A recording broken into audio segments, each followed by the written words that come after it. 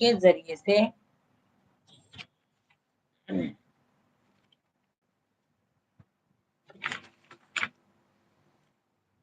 ہم تمہارے دل کو مضبوط کرتے ہیں۔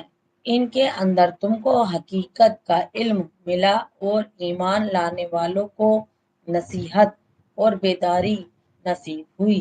رہے وہ لوگ جو ایمان نہیں لاتے تو ان سے کہہ دو کہ تم اپنے طریقے پر کام کرتے رہو اور ہم اپنے طریقے پر کیے جاتے ہیں۔ انجام کار کا بھی انتظار کرو اور ہم بھی منتظر ہیں۔ آسمانوں اور زمین میں جو کچھ ہے جو کچھ چھپا ہوا ہے سب اللہ کے قبضے قدرت میں ہے اور سارا معاملہ اسی کی طرف رجوع کیا جاتا ہے۔ پس اے نبی تو اس کی بندگی کر اور اسی پر بھروسہ رکھ۔ جو کچھ تم لوگ کر رہے ہو تیرا رب اس سے بے خبر نہیں ہے۔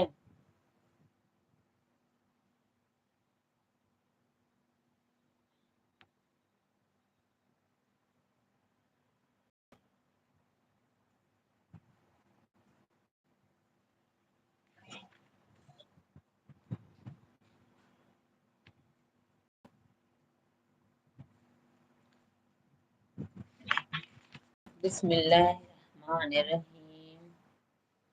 سورہ یوسف، سورہ نمبر 12، مکہ میں اتری ہے، آیات ہیں 111۔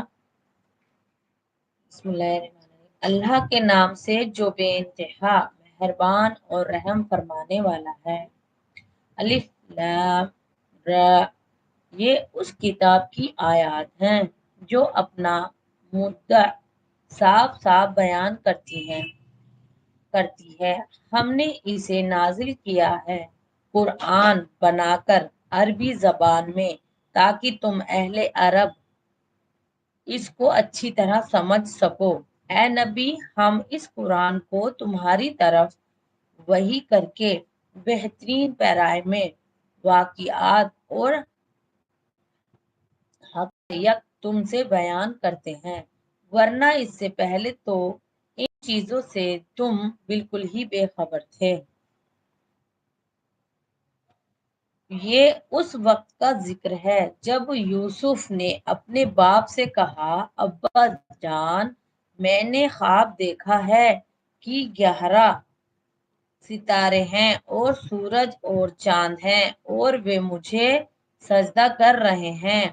جواب میں اس کے باپ نے کہا، بیٹا، یہ خواب اپنے بھائیوں کو نہ سنانا ورنہ وہ تیرے در پہ آزار ہو جائیں گے۔ حقیقت یہ ہے کہ شیطان آدمی کا کھلا دشمن ہے اور ایسا ہی ہوگا جیسا تو نے خواب میں دیکھا ہے کہ تیرا رب تجھے اپنے کام کے لیے منتخب کرے گا اور تجھے باتوں کی تہ تک پہنچانا سکھائے گا اور تیرے اوپر اور آل یعقوب پر اپنی نعمت اسی طرح پوری کرے گا جس طرح اس سے پہلے وہ تیرے بزرگوں ابراہیم اور اسحاق پر کر چکا ہے۔ یقیناً تیرا رب علیم اور حکیم ہے۔ حقیقت یہ ہے کہ یوسف اور اس کے بھائیوں کے قصے میں ان پوچھنے والوں کے لیے بڑی نشانیاں ہیں۔ یہ قصہ یوں شروع ہوتا ہے کہ اس کے بھائیوں نے آپس میں کہا، یہ یوسف اور اس کا بھائی دونوں ہمارے والد کو ہم سب سے زیادہ محبوب ہیں، حالانکہ ہم ایک پورا جتھا ہیں۔ سچی بات یہ ہے کہ ہمارے ابا جان بالکل ہی بہک گئے ہیں، چلو یوسف کو قتل کر دو یا اسے کہیں پھینک دو تاکہ تمہارے والد کی توجہ صرف تمہاری ہی طرف ہو جائے۔ یہ کام کر لینے کے بعد پھر نیک بن رہنا